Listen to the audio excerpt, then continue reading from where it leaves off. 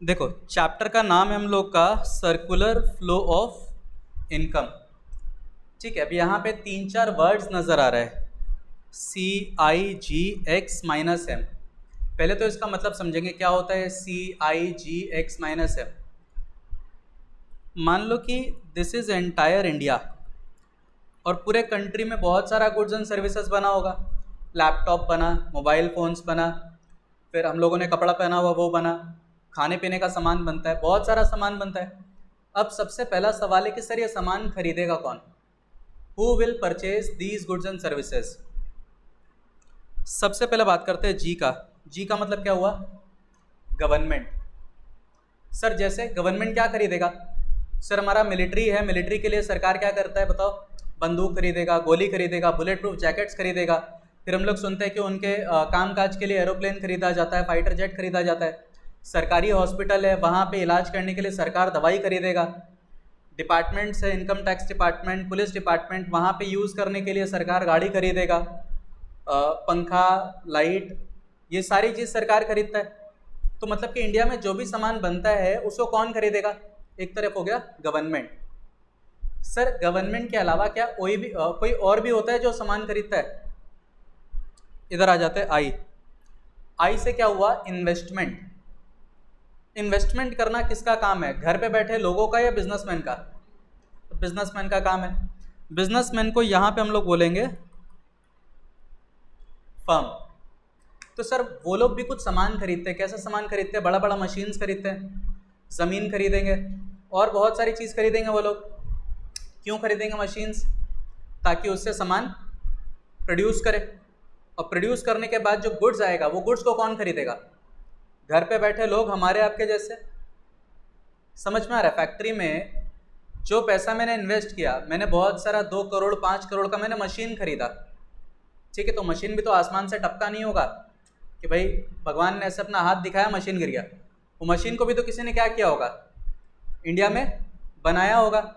और उस बनाई हुई चीज़ को किसने खरीदा? फर्म्स ने। फिर फर्म्स ने मशीन के थ्रू क्या बनाया? Goods and services. और वो गुड्स एंड सर्विसेज किसने खरीदा? घर पे बैठे लोगों ने। उन घर पे बैठे लोगों को हम क्या बोलते हैं? कंज्यूमर्स। और यहाँ पे हम लोग क्या बोलेंगे? House hold.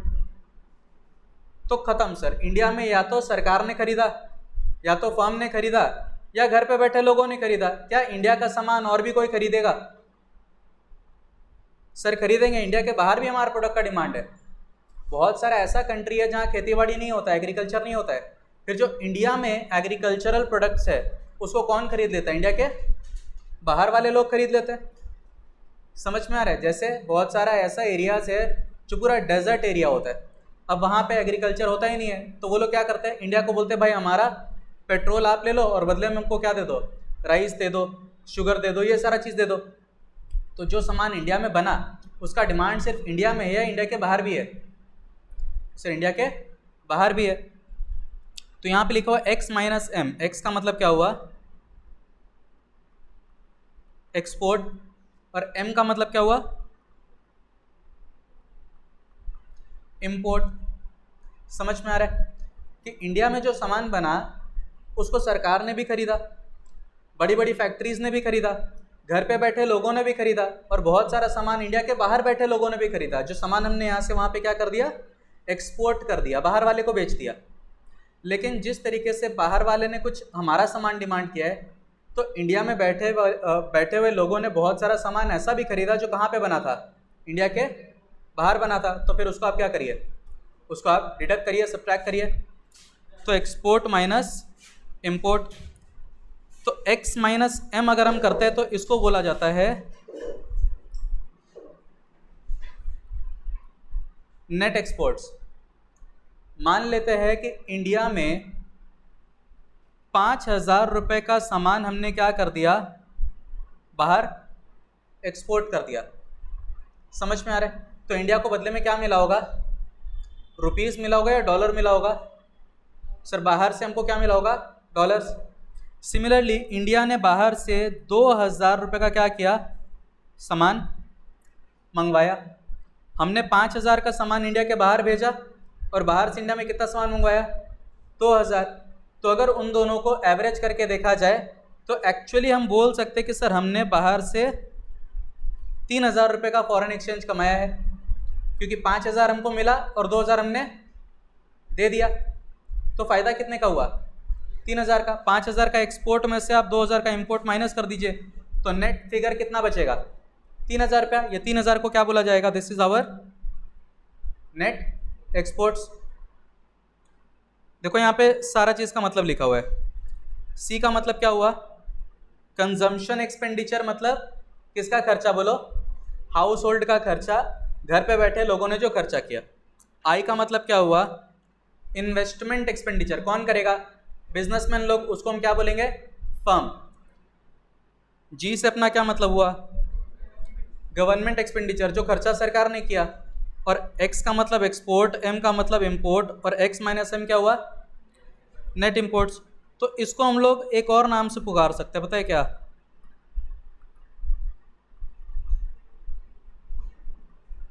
Foreign trade. कि फॉरेन कंट्रीज में जो सामान हमने बेचा या फॉरेन कंट्रीज से जो सामान हमने खरीदा, इसको हम लोग फॉरेन ट्रेड भी बोल सकते हैं। कोई दिक्कत है यहाँ तक। अब अच्छे से समझना, यहाँ पे एक वर्ड लिखा है टू सेक्टर इकोनॉमी। मतलब कि सर हमारा देश थोड़ा अजीब टाइप का है, हमारे देश में सिर्फ 2 तरीके के लोग पाए जाते हैं। कौन से, या तो फर्म्स या तो हाउस होल्ड। प्रैक्टिकली ऐसा पॉसिबल है कि आपके देश में सरकार नहीं है? ऐसा कौन सा कंट्री हम लोग को पता है जहाँ पे सरकार नहीं है? हम लोग को तो पता नहीं ऐसा कोई कंट्री जहाँ पे गवर्नमेंट नहीं है। बट इकोनॉमिक्स है, इकोनॉमिक्स में बहुत सारा क्या होता है, एजम्पशंस होता है। तो इसका पहला एजम्पशन क्या है कि हमारे देश में कोई सरकार नहीं, there is no government in our country. दूसरा एजम्पशन क्या है कि हम लोग इंडिया के बाहर कोई सामान बेचते भी नहीं है और इंडिया के बाहर से कोई सामान खरीदते भी नहीं है। There is no foreign trade. मतलब कि इंडिया में जितना भी सामान बना हमने किसको बेचा, इंडिया के लोगों को। और इंडिया के लोगों ने जितना भी सामान खरीदा वो सब कहाँ का था, इंडिया का ही था। तो इंडिया के लोगों ने इंडिया से बाहर कुछ सामान बेचा भी नहीं और बाहर से कुछ सामान खरीदा भी नहीं। तो ऐसा अजम्पशन मान के चलता है। तो ऐसे इकोनॉमी को कौन सा इकोनॉमी बोलेंगे बोलो, टू सेक्टर इकोनॉमी।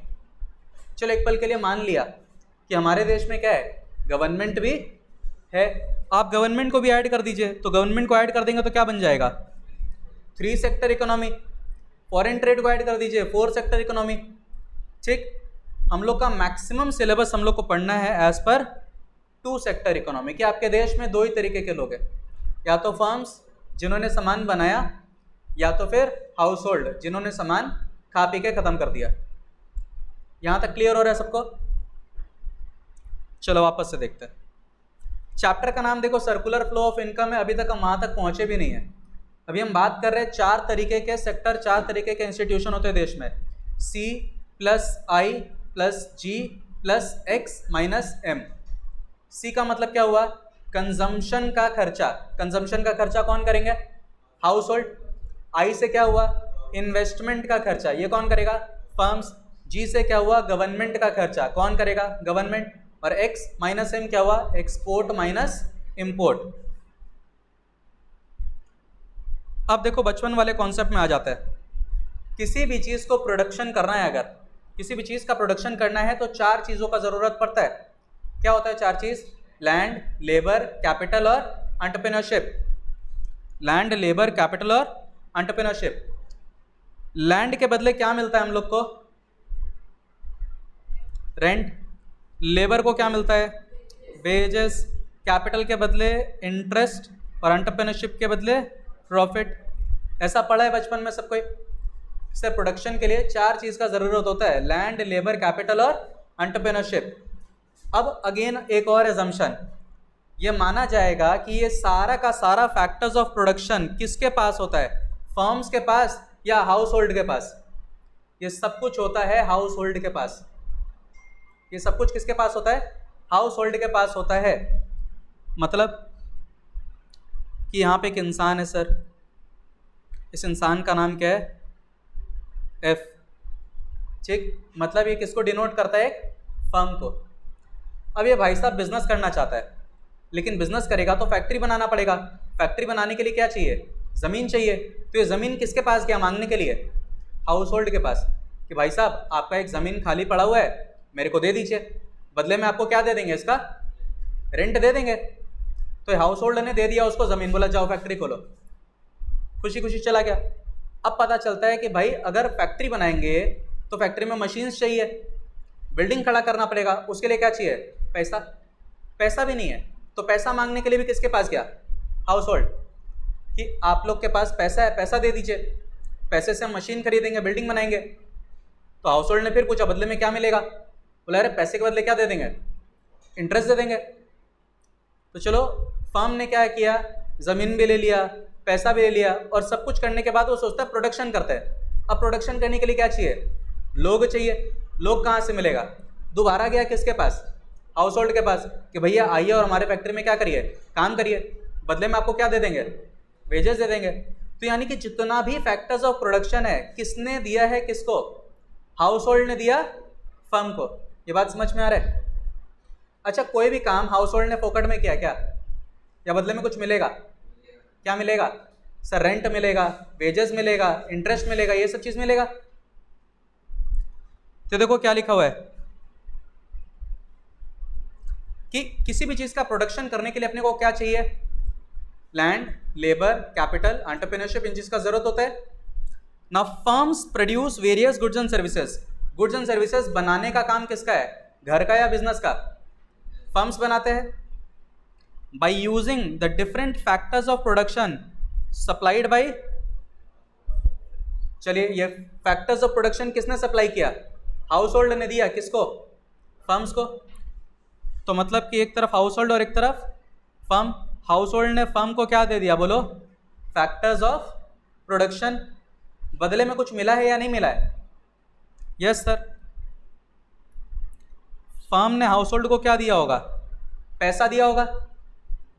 किस रूप में दिया पैसा? रेंट, वेजेस, इंटरेस्ट, ये बोल करके फर्म ने किसको पैसा दिया? हाउस होल्ड को। देखो क्या लिखा हुआ है, in return firms make payment to the household in the form of rent, wages, interest, profit, ये बोल करके पैसा देते हैं ना। हाउस होल्ड ने फर्म को क्या प्रोवाइड किया था? फिर से बोलो तो, फैक्टर्स ऑफ प्रोडक्शन। बदले में फर्म ने हाउस होल्ड को पेमेंट किया। तो हम ये बोल सकते हैं कि फर्म ने हाउस होल्ड को किस चीज के लिए पैसा दिया? फैक्टर्स ऑफ प्रोडक्शन के लिए। तो इस पेमेंट को हम लोग बोल सकते हैं these are all factor payments. अच्छा, तो हाउस होल्ड को क्या हुआ? कुछ पैसा कमाई हुआ, इनकम हुआ। किस चीज के बदले आया इनकम? फैक्टर्स ऑफ प्रोडक्शन के बदले। तो हाउस होल्ड को हम बोल सकते हैं कैसा इनकम हो गया? Factor income. एक बार एक इंसान क्या करता है पता है? लॉटरी खरीदा, और लॉटरी खरीदा, उसको 2 करोड़ रुपए का इनाम मिला। क्या इसको फैक्टर इनकम बोलेंगे? बताओ, एक इंसान लॉटरी खरीदा, 2 करोड़ रुपए का इनकम हुआ, इसको फैक्टर इनकम बोलेंगे या नहीं बोलेंगे? नहीं बोलेंगे। क्यों? बदले में मैंने कौन सा सर्विस दिया? जमीन दिया था, या पैसा दिया था, या मैंने लेबर दिया था? क्या किया था? कुछ नहीं। ये तो एक इनकम है जो मेरे को जनरेट हो गया। ये वन साइडेड इनकम था, मैंने कोई मेहनत तो किया नहीं। लेकिन यहाँ पे क्या हो रहा है भैया? मैंने ज़मीन दिया तो रेंट मिला, मैंने मेहनत किया तो वेजेस मिला, मैंने पैसा दिया बोल करके इंटरेस्ट मिला है। These are all factor incomes. तो यहाँ पे वही लिखा हुआ है कि ये जो पेमेंट फर्म ने किया किसको? हाउस होल्ड को। इसको हम क्या नाम से पुकार सकते बताओ? फैक्टर पेमेंट बोलेगा कौन? फर्म बोलेगा मैंने फैक्टर पेमेंट किया, और हाउस होल्ड क्या बोलेगा? कि मुझे रिसीव हुआ क्या? Factor income. अब ये फैक्टर इनकम को हाउस होल्ड अपने घर में क्या करेगा? बचा के रखेगा। बचा के रखेगा, भूखा मर जाएगा। उसको खाना खाना है, उसको सामान यूज करना है, तो गुड्स एंड सर्विसेज खरीदेगा वो। मेरे को पैसा मिला, इस पैसे से मैं क्या करूंगा? सामान खरीदूंगा, और सामान खरीदने के लिए किसके पास जाएंगे? फर्म के पास। The household sector spends the factor income earned by them on purchase of goods. Goods बनाया किसने? फर्म ने। मतलब कि जो पैसा फर्म से मिला था वो वापस किसके पास चला जाएगा? फर्म के पास चला जाएगा। मुझे जो पैसा मिला फर्म से मैं वापस जाऊंगा फर्म के पास कि भैया ये लीजिए 1000 रुपया और क्या दे दीजिए, गुड्स दे दीजिए। तो इनकम पहले कहां से कहां गया बोलो, फर्म से गया हाउस होल्ड के पास कि भाई आप मेहनत करिए हम आपको रेंट देंगे, वेजेस देंगे। फिर वही पैसा किसके पास से किसके पास चला गया, the same income then reflows from household sector to the firms. फिर वही पैसा हाउस होल्ड ने क्या कर दिया, खर्चा कर दिया इन the form of consumption expenditure for purchase of goods and services. तो ये इनकम का फ्लो जो पहले फर्म से हाउस होल्ड के पास गया फिर हाउस होल्ड से फर्म के पास गया, इसी को बोला जाता है सर्कुलर फ्लो ऑफ इनकम। गोल गोल घूमते रहेगा। अब फर्म उस पैसे का क्या करेगा, चार्ट डालेगा, वो वापस से हाउस होल्ड को बुलाएगा, बेटा आइए मेहनत करिए हम आपको क्या देंगे, वेजेस देंगे। ये फिर जाएगा मेहनत करेगा, वापस से हाउस होल्ड को क्या मिल गया, पैसा। अब यही पैसा लेकर के वापस हम किसके पास जाएंगे, फर्म के पास कि भैया पैसा रख लीजिए, क्या दीजिए, गुड्स दीजिए। समझ में आ रहा है। फिर से फर्म के पास पैसा आया, फिर बुलाएगा, मेहनत करवाएगा, फिर पैसा देगा। तो मतलब कि दो लोग हैं और दो लोगों के बीच में पैसा क्या हो रहा है, गोल गोल करके घूमे जा रहा है। हमने आपको पैसा दिया, पैसा आपके पास से मेरे पास आया। This is circular flow of income. देखो वापस से इसको समझ लेते एक बार।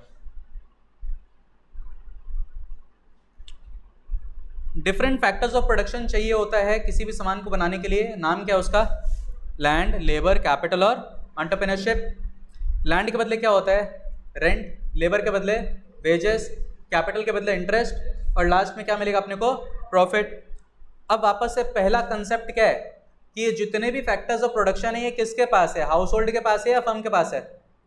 ये सब कुछ किसके पास होता है, हाउस होल्ड के पास होता है। ज़रूरत किसको इन चीज़ का, फर्म्स को। तो भैया अगर आपको ये फैक्टर्स ऑफ प्रोडक्शन चाहिए तो किसके पास जाना पड़ेगा, हाउस होल्ड के पास जाना पड़ेगा। तो फर्म्स बहुत सारे गुड्स एंड सर्विसेज बनाते हैं by using all the factors of production. जो फैक्टर्स ऑफ प्रोडक्शन किसने सप्लाई किया, हाउस होल्ड ने सप्लाई किया। अभी जो भी सप्लाई किया तो फ्री में नहीं किया होगा ना, फर्म ने इसके बदले क्या किया, पैसा दिया। In return firms make payment to the household in the form of rent, wages, interest, profit. यही सारे पेमेंट को फर्म बोलता हमने फैक्टर पेमेंट किया। क्यों, क्योंकि बदले में क्या मिला, फैक्टर्स ऑफ प्रोडक्शन। और हाउस होल्ड बोलते हैं हमें क्या हुआ है, फैक्टर इनकम हुआ है, क्योंकि हमने क्या दिया था, फैक्टर्स ऑफ प्रोडक्शन दिया था। हाउस होल्ड भी ये पैसा अपने घर में बचा के नहीं रखता है, इसी पैसे से वो क्या करता है, गुड्स एंड सर्विसेज खरीद लेता है। तो इनकम पहले फर्म के पास से गया घरों में, फिर घरों से वापस घूम के कहाँ चला गया, फर्म्स के पास। तो ये जो गोल गोल करके इनकम घूम रहा है इसी को बोलते हैं सर्कुलर फ्लो ऑफ इनकम। अब यहाँ पे बात करेंगे टाइप्स ऑफ सर्कुलर फ्लो। कितने तरीके का सर्कुलर फ्लो हो रहा है, सर दो तरीके का। एक को हम लोग क्या बोलेंगे, रियल फ्लो, और एक को बोलेंगे मनी फ्लो। अच्छे से देखते हैं। अभी भूल जाना कि पैसे का लेन देन हुआ है। हम लोगों को अच्छे से पता है कि हमने फैक्टर सर्विसेज दी और बदले में रेंट मिला, वेजेस मिला, पैसा आया भी है और गया भी है। बट अभी एक पल के लिए उसको भूल जाओ। सिर्फ क्या याद रखो कि हाउस होल्ड ने फर्म को क्या दिया, फैक्टर सर्विसेज। मतलब हमने उनको लैंड, लेबर, कैपिटल ये सब दिया और बदले में फर्म ने हमको क्या दिया, गुड्स एंड सर्विसेज दिया। कोई टेंशन इसमें, यहाँ पे पैसे का बात ही नहीं हुआ। एक्चुअली देखा जाए तो फर्म ने भी पैसा दिया और हाउस होल्ड ने भी फर्म को पैसा दिया है, लेकिन अभी हम उसका बात नहीं कर रहे। अभी हम सिर्फ किसका बात कर रहे हैं कि हाउस होल्ड ने फर्म को क्या दिया, बोलो, लैंड, लेबर, कैपिटल, और बदले में फर्म ने हाउस होल्ड को क्या दिया, गुड्स एंड सर्विसेज। इसको बोलेंगे रियल फ्लो। मनी फ्लो में क्या हुआ भैया, फर्म ने पहले घर वालों को क्या दिया, फैक्टर पेमेंट। तो हाउस होल्ड के पास पैसा आ गया, फिर इस पैसे से उसने क्या किया, गुड्स एंड सर्विसेज खरीद लिया। उसने कुछ पैसा क्या कर दिया, खर्चा कर दिया। तो यानी पैसा आया और पैसा गया। तो पैसा आया और पैसा गया, ये कौन सा फ्लो हुआ, मनी फ्लो। सर्कुलर फ्लो में कौन सा फ्लो होता है, रियल फ्लो या मनी फ्लो, दोनों होता है। दोनों का ही आना जाना लगा रहता है। अब ये बहुत ही सिंपल सा बात है। रियल फ्लो में क्या पैसा का आना जाना होगा या नहीं होगा? रियल फ्लो में पैसे से कोई मतलब नहीं है। तो देखो एक सिंपल सा सेंटेंस लिखा हुआ है, real flow means flow of factor services from household to firm. Household ने फर्म को क्या दिया? फैक्टर सर्विसेज, मतलब लैंड, लेबर, कैपिटल, ये सब, और बदले में फर्म ने हाउस होल्ड को क्या दिया? Goods and services.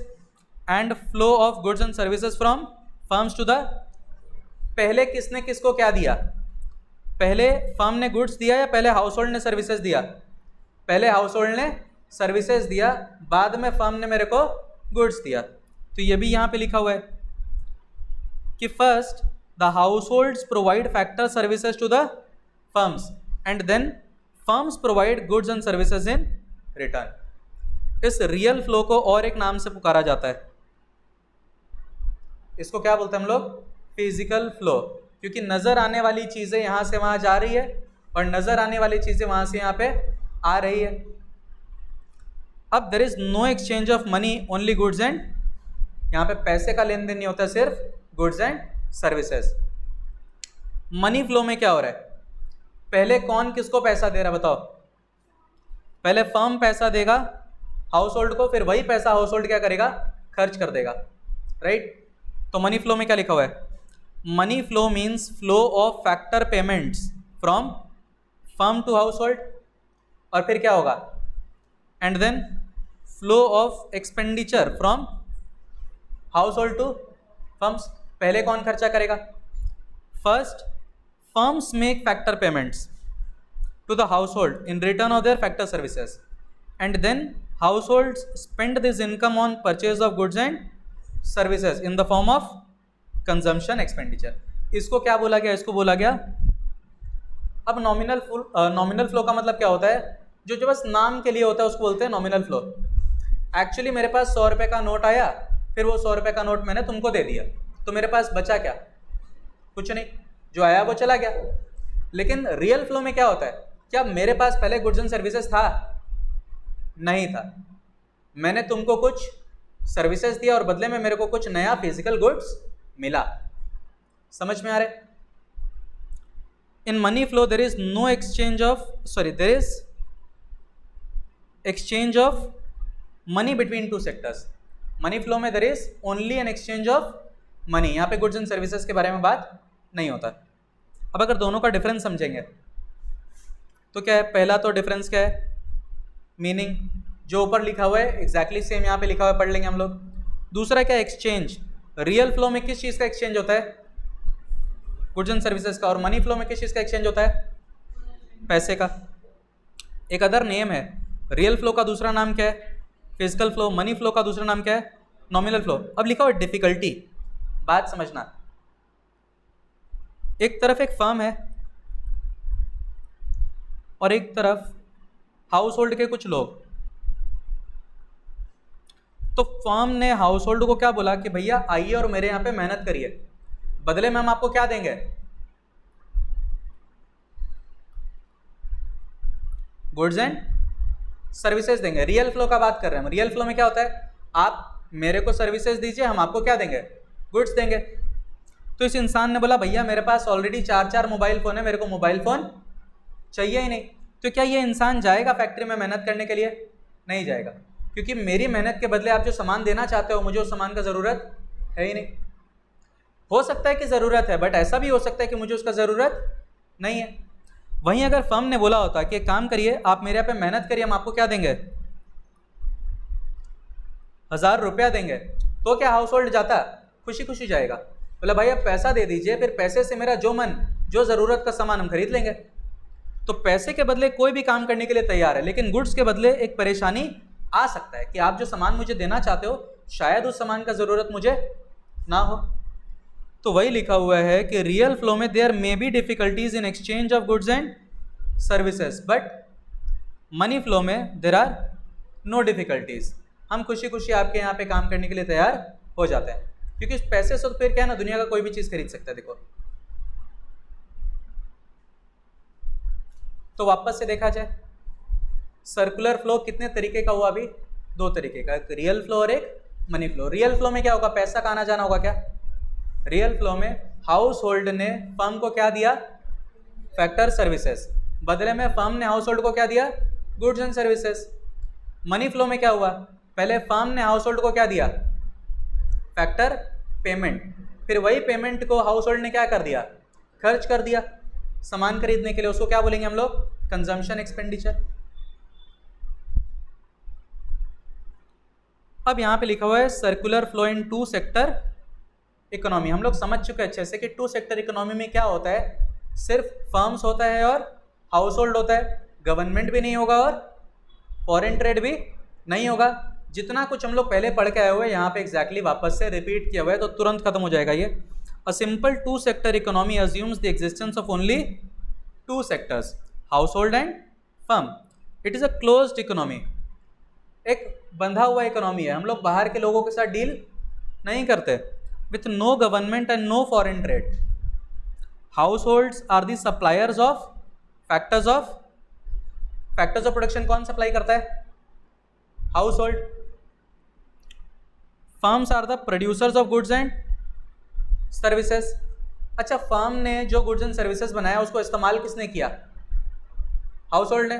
तो वापस से आते हैं सेकेंड लाइन में, household are the supplier of factors and they are also the consumers of goods and services.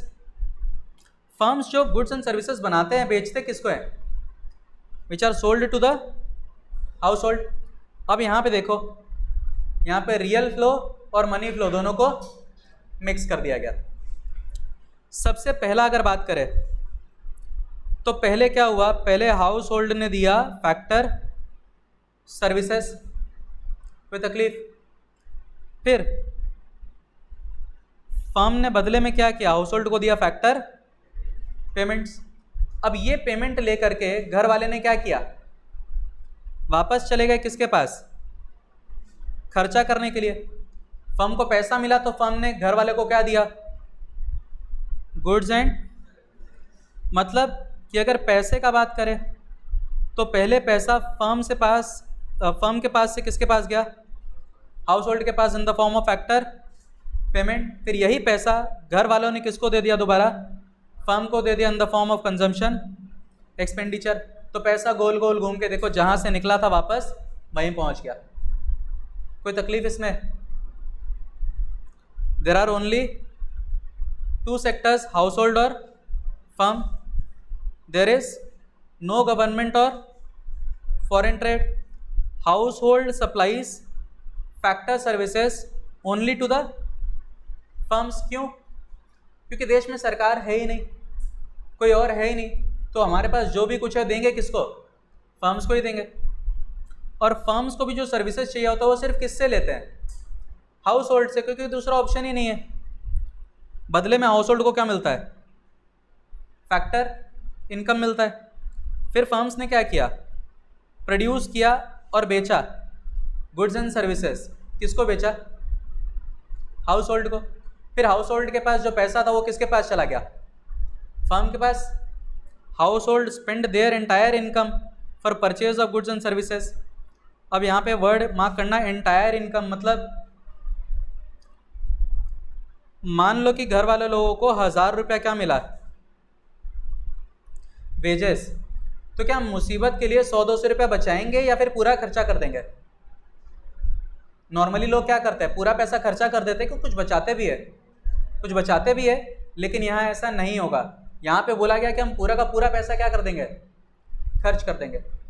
मतलब कि अगर फर्म ने 100 रुपये का सामान बनाया तो हाउस होल्ड कितने रुपए का सामान खरीद लेंगे, पूरे 100 रुपये का सामान खरीद लेंगे।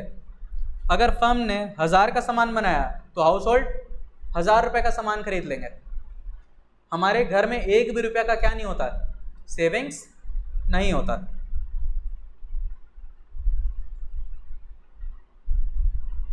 अब यहाँ पे एक वर्ड लिखा हुआ है,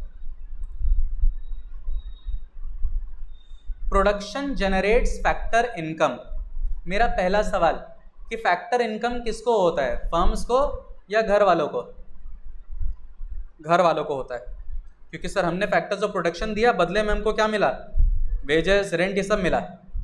अगर फर्म को प्रोडक्शन करना ही नहीं होता तो क्या फर्म आपको बुलाता और आपको पैसा देता? कभी नहीं देता। मतलब कि आपको जो भी फैक्टर इनकम हुआ है वो किसकी वजह से हुआ? प्रोडक्शन की वजह से हुआ। अगर प्रोडक्शन नहीं होता तो आपको कमाई भी नहीं होता। अब ये फैक्टर इनकम घूम के वापस किसके पास चला गया? Which returns backs to the firms in the form of consumption expenditure. अब हमारा कुछ अजम्पशंस है यहाँ पे, क्या कि जितना सामान बनाया गया लोगों ने खरीदा भी कितना? उतना ही खरीदा। Total production equals to total consumption. जितना रुपया मैंने आपको दिया वो मेरा खर्च, और जितना रुपया आपको मिला वो आपका इनकम। तो अगर फर्म ने हाउस होल्ड को 100 रुपया दिया तो फर्म के लिए खर्चा कितने का? 100 रुपये का, और हाउस होल्ड के लिए इनकम कितना? 100 रुपये का। मतलब कि factor payment equals two factor income. अब हमने ये भी समझा कि घर वाले को जितना रुपया इनकम हुआ, क्या एक भी रुपया घर में बचाते हैं या पूरा पैसा खर्च कर देते हैं? पूरा खर्च कर देते हैं। मतलब कि जितना रुपये का फैक्टर इनकम उतना रुपये का ही क्या होगा? मेरा कंजम्पशन का एक्सपेंडिचर होगा।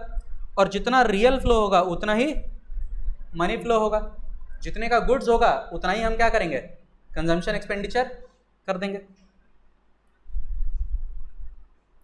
अब यहाँ पे लिखा हुआ है कि सर्कुलर फ्लो ऑफ इनकम के 3 फेजेस होते हैं। क्या क्या?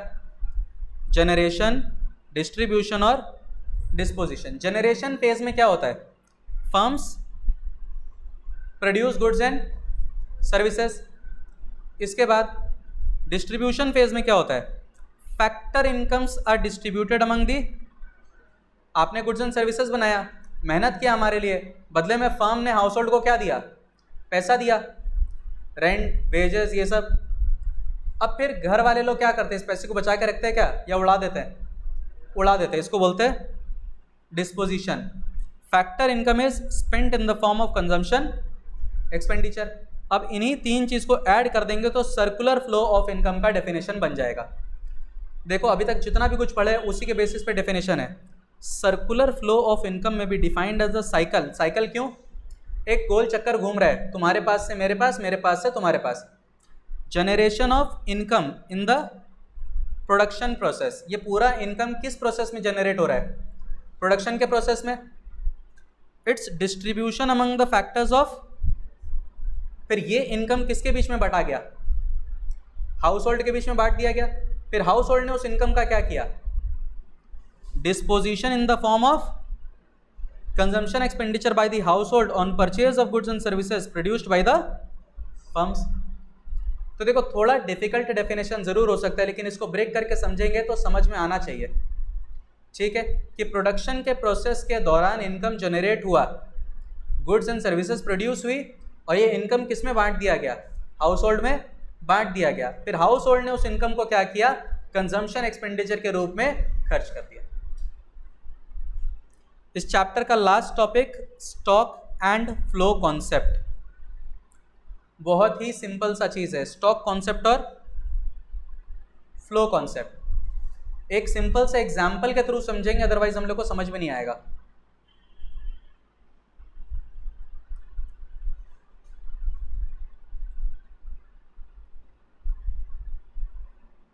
ये कौन है?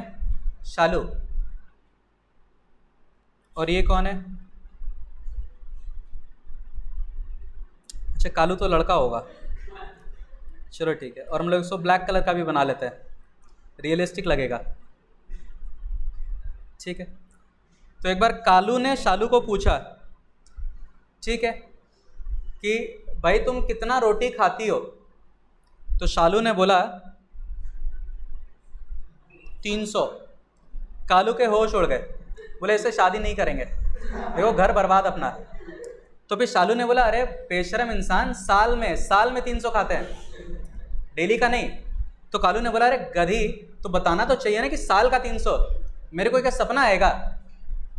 मतलब कि अगर शालू ने सिर्फ बोल दिया कि मैं 300 रोटी खाती हूँ, तो क्या ये इन्फॉर्मेशन कंप्लीट है या इनकम्प्लीट है?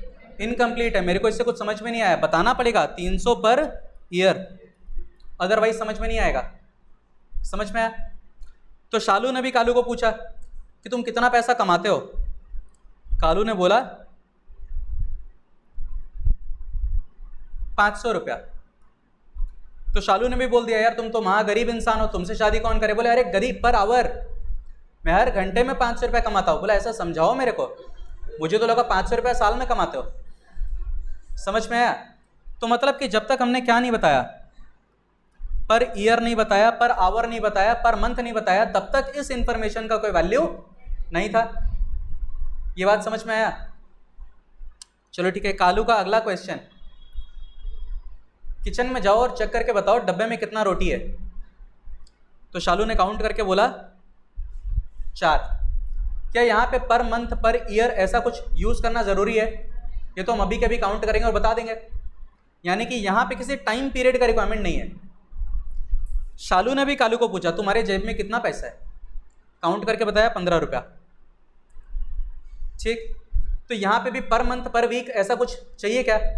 अभी काउंट किया और बता दिया। यानी कि अपने सामने 2 एग्जाम्पल था, एक ऐसा एग्जाम्पल जहाँ पे कि बिना टाइम के उस डेटा का कोई सेंस नहीं निकल के आता। समझ में आ रहा है? एक बच्चे से बोला गया कि भाई कितना पढ़ते हो, बच्चे ने बोला 20 घंटा। तो मेरा होश उड़ गया, भाई 20 घंटा पढ़ता है, डेली 20 घंटा पढ़ता है। पढ़ाकू बच्चा बोला सर साल में। अच्छा, तो मतलब कि सिर्फ 20 घंटे से ना देखो मेरे को कुछ समझ में नहीं आएगा। ठीक, क्लियर हो रहा है ये चीज? तो जहां पे टाइम पीरियड इज एसेंशियल, जब तक हमने टाइम पीरियड नहीं बताया तब तक मेरे को कुछ समझ में नहीं आएगा, उसको बोला जाएगा फ्लो कॉन्सेप्ट। और जहां पे कि अभी के अभी at this particular point of time count करके बता सकते हैं, वो कौन सा कॉन्सेप्ट हो गया? Stock concept. ये बात समझ में आ रहा है? तो बच्चा लोग को अगर पूछा जाए कि भाई अभी तुम्हारे बैग में कितना नोटबुक है, काउंट करेंगे, बता सर 2 है। तो ये कौन सा कॉन्सेप्ट हुआ, स्टॉक या फ्लो? This is stock. भाई तुम कितना नोटबुक यूज करते हो? बच्चे ने बोला 20। समझ में नहीं आया, महीने में कि साल में? तो बताना पड़ेगा टाइम पीरियड के साथ। तो स्टॉक कॉन्सेप्ट क्या है sir? It is that variable which can be measured at a given point of, अभी के अभी काउंट करके बता देंगे sir.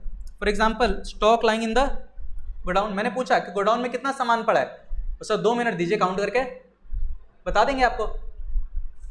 Flow variable, it is that variable which can be measured over a given period of time.